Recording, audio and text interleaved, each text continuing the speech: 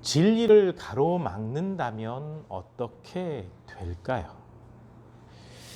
진리를 가로막고 불의를 행하게 된다고 한다면 어떤 일이 벌어질까요? 이것에 대해서 성경은 분명히 답을 내리고 있습니다.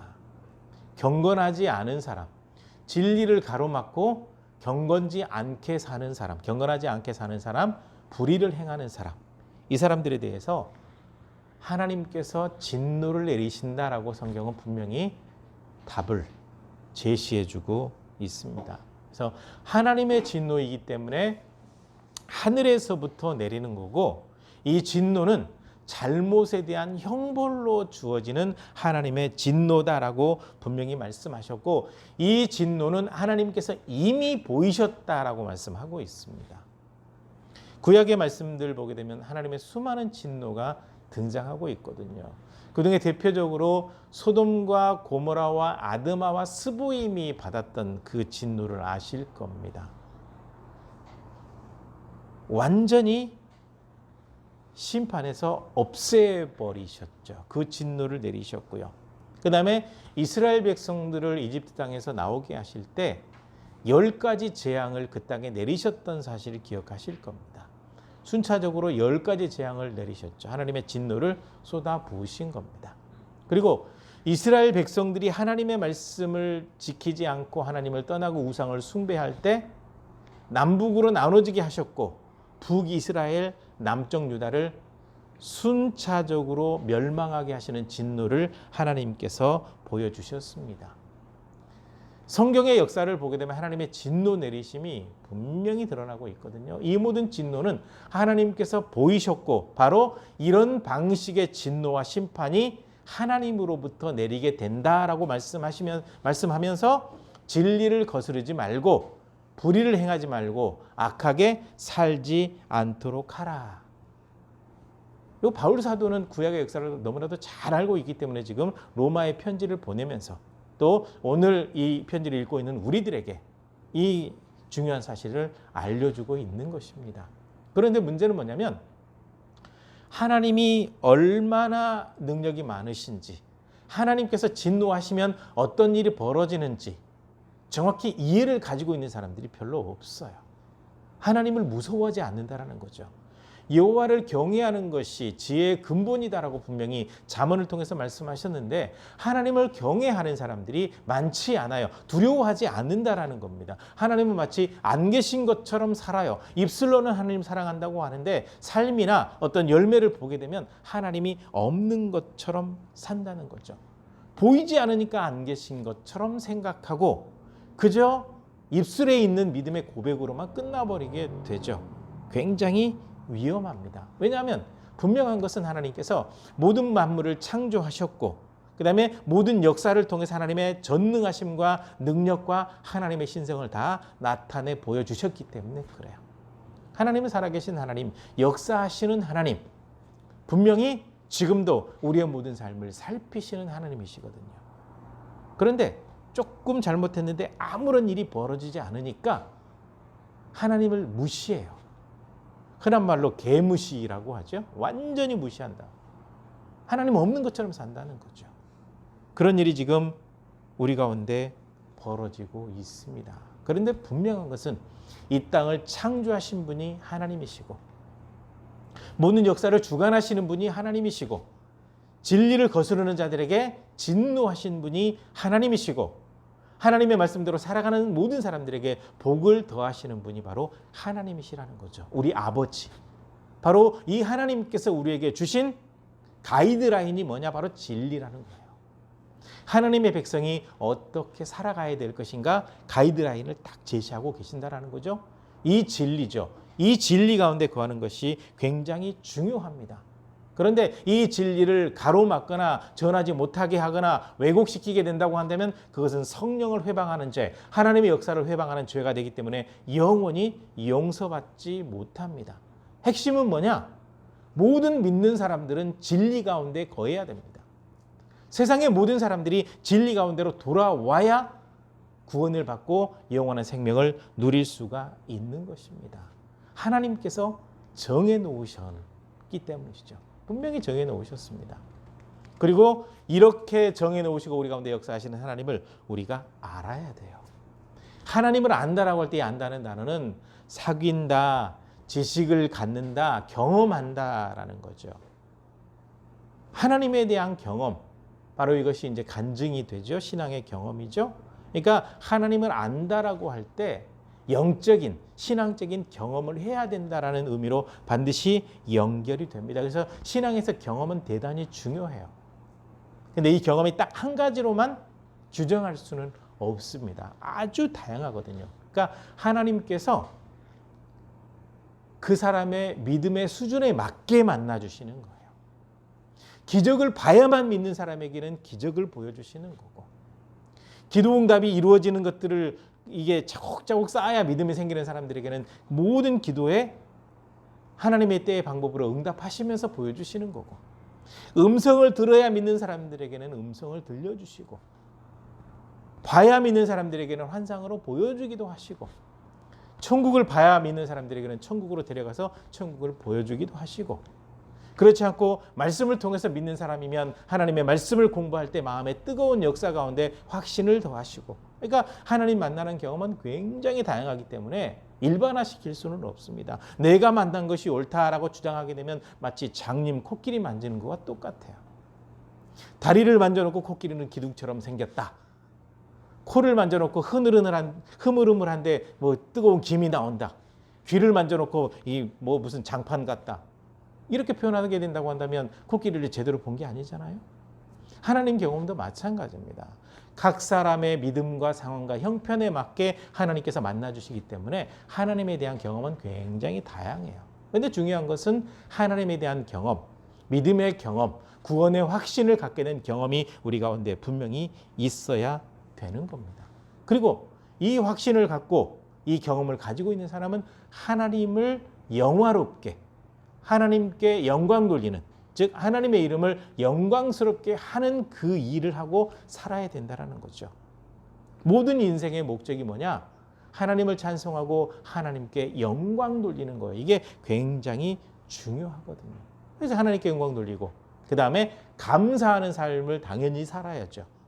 영원히 멸망받을 우리들을 불러서 하나님의 아들, 딸 삼아주시고 천국 백성 삼아주셨는데 감사를 잃어버린다고 한다면 불평만 계속해서 나와요. 그러면 그 신앙은 불평하는 신앙이 되어버리거든요.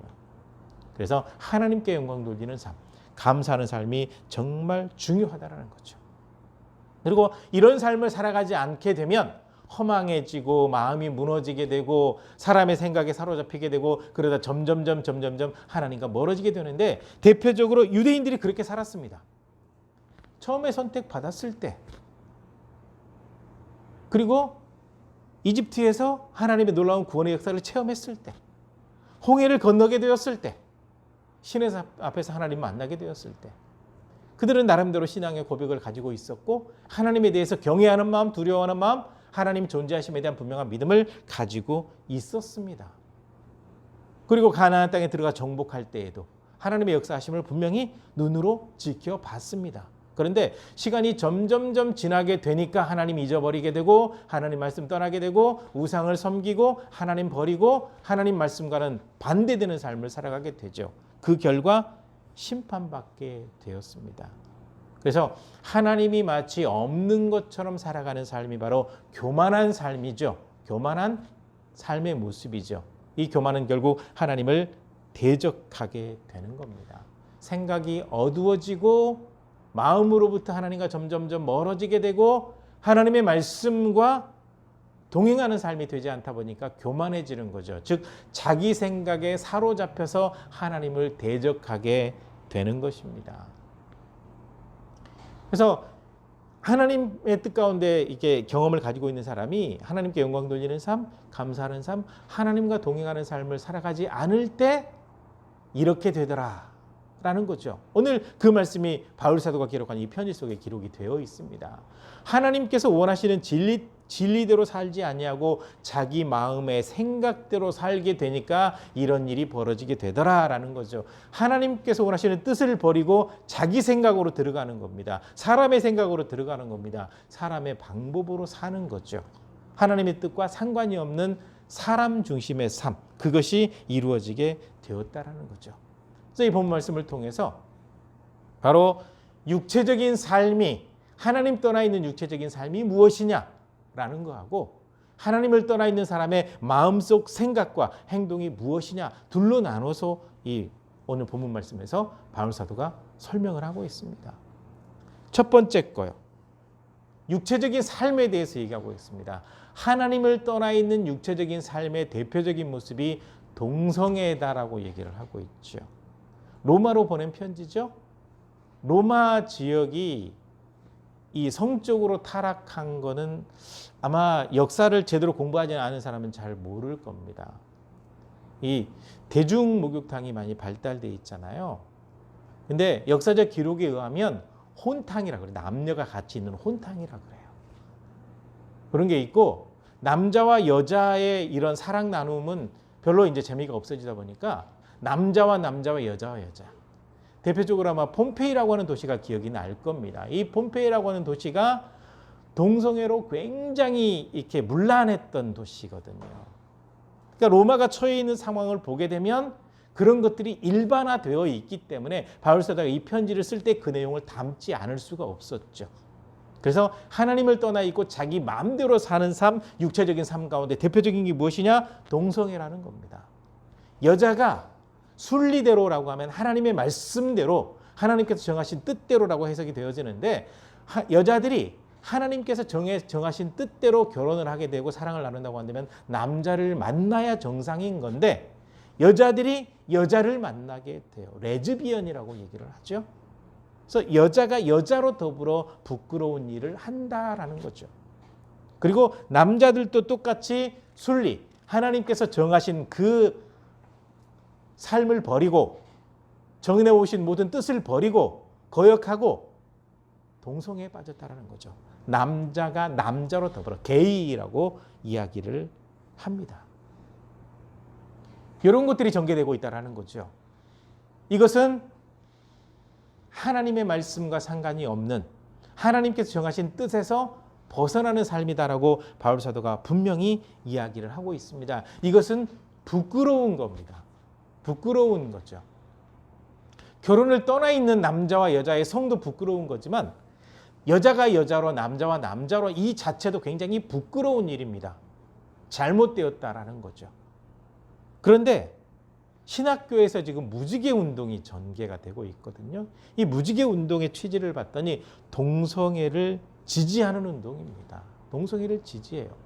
로마서 1장의 뒷부분만 봐도 진리에서 어긋났다라는 것을 분명히 알 수가 있는데 교수들도 신학생들도 분별력이 그렇게 없어요. 학교를 주관하는 이사장, 총장 이런 사람들이 생각이 없어요. 분별력이 없는 거죠. 분별력이 없으니까 모든 사람들이 우매하게 어리석인 길로 가게 되는 겁니다. 신학교에서 이런 일이 벌어졌다고 해서 진짜 마지막 때가 가까운 거예요. 지금 유럽, 미국 동성애를 옹호하고 있는 교단들이 점점 많아지고 있고 동성애하고 있는 사람을 목사로 안수하는 그런 교단들이 생겨나고 있죠. 그것 때문에 거기서 떨어져 나와서 새로운 교단을 만드는 그런 일이 벌어지고 있습니다. 지금 자칫하면 한국 교회에서 그런 일이 벌어질 가능성이 굉장히 높아지고 있는 거죠. 무지개 운동을 지지한다고요? 신앙을 버리세요. 신앙 버려야 맞습니다. 왜요? 하나님께서 정하신 것을 알면서도 그것을 무시해요. 그걸 따라가요. 신앙 가질 필요가 없는 사람들입니다. 신학교 교수가 아니라 교수 할아버지라도 틀렸습니다. 잘못됐습니다. 동성애요? 이것은 그릇된 겁니다. 하나님께서 분명히 잘못되었다고 했습니다. 그릇되다는 말은 신앙과 진리에서 벗어났다라는 거죠. 신앙과 진리에서 벗어난 걸 옹호하고 있다고 한다면 그런 교회도 그런 신학교도 이제 더 이상 소망이 없습니다. 끝난 겁니다. 왜요? 하나님의 말씀을 버렸는데요. 알면서도 버렸는데요. 알면서도 타협했는데요. 그건 신앙이 아니죠. 빗나갔습니다. 썩었습니다. 동성애는 절대로 안 됩니다. 하나님께서 정하신 그대로죠. 동성애하다 망한 도시 대표적으로 어딘 줄 아십니까? 소돔과 고모라죠. 소돔이라고 하는 단어 영어 공부하시는 분들은 꼭 찾아보십시오. 소돔이라고 하는 단어가 소돔에서 왔는데 소돔이라는 뜻이 동성애라는 뜻이에요. 동성애. 그래서 이 소돔과 고모라가 지금 어디 있는지 잘 모르시죠? 제가 설교할 때 몇 번 얘기를 했는데 기억이 안 날 수도 있어요. 찾다 지도를 아무리 뒤져봐도 없었는데 어느 지도에 나와요. 사해바다에다가 소돔 고모라에서 물음표 해놨더라고요. 즉 사해바다 밑바닥으로 처박혀버린 도시가 소돔과 고모라죠. 왜? 동성애하다 그랬습니다. 진리를 떠나 있다 그랬습니다. 하나님께서 그릇되다고 하는 그것을 선택했다 그렇게 되었거든요. 정신 차려야 됩니다. 정신 차리지 않으면 안 됩니다. 그들도 품어줘야 된다고요. 그들이 불쌍한 영혼인 건 맞습니다만 동성애를 옹호하는 자체는 틀렸습니다.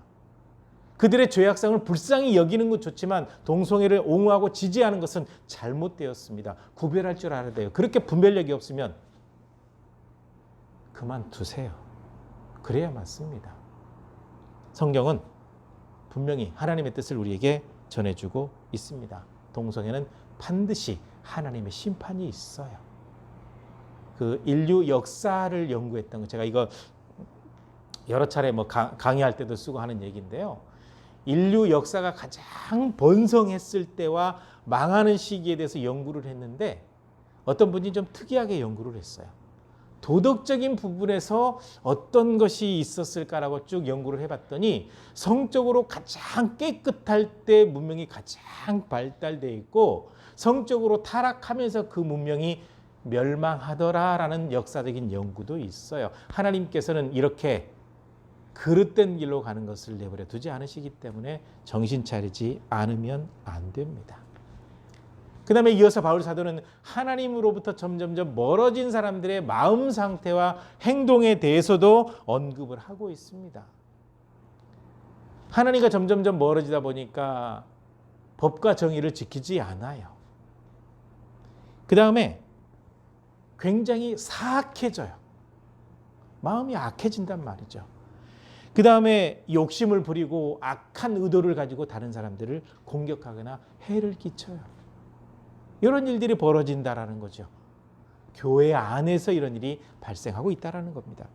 그 다음에 시기, 또 이 살인이라는 단어가 나오는데 이 살인은요, 사람을 죽이는 것만 얘기하는 것이 아니라 생명을 무분별하게 죽이는 것을 의미하는 단어입니다. 이게 등장하고 있고, 그 다음에 서로 이렇게 나눠지게 하고 속여서 빼앗고 악독한 일을 저지르고 있더라라는 거죠. 교회 안에서. 그 다음에 하나님과 점점점 멀어지다 보니까 수근수근하게 돼요. 수근수근. 은밀하게 다른 사람을 비방하는 일들. 너만 알아, 너만 알아, 너만 알아. 예. 상담하다 보니까 어떤 자매가 그 얘기를 하더라고요. 본인이 참 곤란에 처해 있는데 그래서 어떤 분들에게 기도 부탁을 했는데 알고 봤더니 교회 식구들이 다 알고 있더래요. 너만 알아, 너만 알아, 너만 알아. 참 그래서 곤란에 처한 적이 있다고 고백을 하더라고요. 그걸 숨겨줘야죠. 그 아픔을 숨겨주고 혼자 기도해야죠. 너만 알아, 너만 알아, 너만 알아. 수근수근 다른 사람 말 만들어내고 이런 일들이 벌어지더란 말이죠. 비방해요. 비판하고 험담하는 일도 발생하더란 말이죠. 그 다음에 하나님을 증오하는 사람들이 있어요. 점점점 하나님과 멀어지다 보니까 하나님을 증오해요. 그래서 대표적으로 어떤 사람이냐, 도올 김용옥이라는 사람이 있죠. 깡패새끼 하나님이라고 혹시 들어보셨어요? 입에 담지 못할 신성 모독을 하고 있어요. 진리 가운데 멀어지니까 그 사람 어머니가 권사라고 하던데 신앙을 어떻게 가르쳤길래 그 아들은 똑똑한 머리 가지고 하나님을 대적하고 있는지 하나님을 미워해요. 능욕하죠. 다른 사람을 완전히 짓밟아 뭉개버리는 겁니다. 능욕이죠. 사람을 아주 부끄럽게 만든다든지 얼굴 들고 다니지 못하게 만들 때 능욕했다라고 하거든요. 그런 일이 교회 안에서 벌어지고 있더라는 거죠. 교만해요. 다른 사람 위에 서려고 해요. 계급을 만들어요. 장로가 되면 목사들도 함부로 하려고 해요. 목사가 되면 다른 사람 위에 있다고 생각해요. 착각에 빠져요. 교만입니다. 하나님의 자리에 앉아 있으면서 본인이 하나님의 자리에 앉아 있다고 생각하지 못하는 사람들이 점점점 생겨나게 된다는 거죠. 그리고 자랑합니다. 잘난 체 합니다. 그런 일들이 벌어지고요. 그 다음에 악한 계획을 세워서 그 악을 진행해 나가요. 교회 안에서 이런 악이 정말 많습니다. 어느 지방의 어떤 목사님은 그 교회 전통 자체가 10년에 한 번씩 목사를 내보내는 그런 교회인데 한 15년 정도 목회를 하고 있는데 한 5년 정도 지나서부터 지금까지 계속 장로들이 괴롭히고 있어요. 그걸 지금 견디고 있는 겁니다. 그런 일들이 벌어지죠. 악한 이 일을 도모해가지고 그 악을 실행하는 거예요. 교회 안에서 이런 악이 벌어지고 있단 말이죠. 참 안타깝습니다. 그 다음에 부모를 거역해요. 부모에게 순종하지 않아요. 불효한다는 얘기죠. 그 다음에 몰상식하고 이해력이 부족한 일들이 계속해서 벌어지게 돼요. 수많은 교회들이 분쟁이 일어났을 때 한번 보십시오. 목회자가 뭐고 그 분쟁을 이렇게 해결하러 가게 되면 몽둥이 들고 두들겨 패요. 아주 몰상식합니다. 아니, 교회 안에서 깡패들을 불러다가 그걸 막는다고요? 잘못된 걸 바로잡겠다는데 그 정도 몰상식이 지금 벌어지고 있죠. 당시에도 그랬다라는 겁니다. 그다음에 배약. 배약이 뭐냐? 약속을 배신한다는 거죠. 하나님과 약속, 사람과의 모든 약속을 헌신짝 버리듯이 버려버린 일들이 발생하고 있다는 겁니다. 그 다음에 인정머리가 없어요. 이게 참 심하더라고요. 목회자 사역지도 없는데 나가라고 한다든지. 정말 인정머리 없어요. 그러면서도 본인들이 얼마나 잘못하고 있는지 모른단 말이죠. 악합니다. 너무 악합니다. 그렇게 돼서 그냥 일해야 되는 현장으로 내몰린 목회자들이 얼마나 많은지 인정머리가 없어요. 이것이 하나님의 뜻이 아니고 하나님과 멀어져 있다는 걸 몰라요. 하나님의 진노를 받아야 합당한 죄가 되는 겁니다. 그 다음에 무자비합니다. 자비가 없어요. 아주 자비합니다. 심각하죠? 이것이 바로 진리로 떠나 있고 하나님으로부터 떠나 있는 마음 상태와 행동이다라고 얘기를 하고 있죠. 동성애, 수많은 악한 일들과 생각과 그걸로 이루어지는 그 삶의 열매들, 이것들이 너무너무 심각하다라는 거죠. 이 삶이 하나님 앞에 용납되는 삶이냐? 그렇지 않아요.